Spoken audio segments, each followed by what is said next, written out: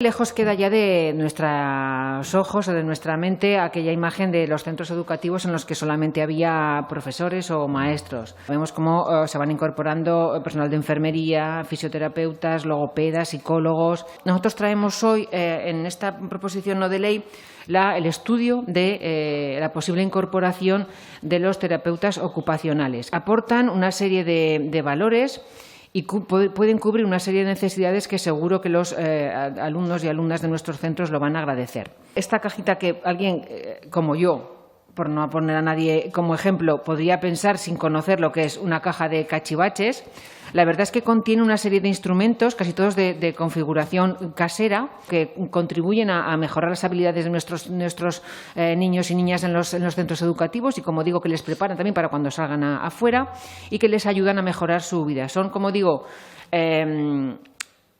utensilios cotidianos, pero que cuentan con esa pequeña adaptación para que ellos los puedan utilizar.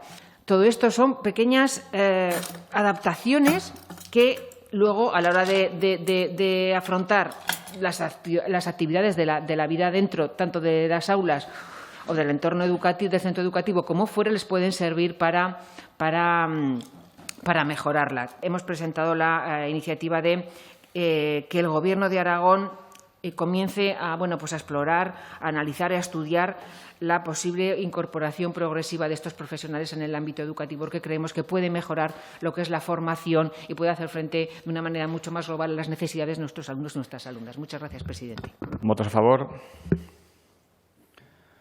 Pues por unanimidad de los presentes se aprobaría. Solamente para dar las gracias a los grupos por el apoyo a la iniciativa.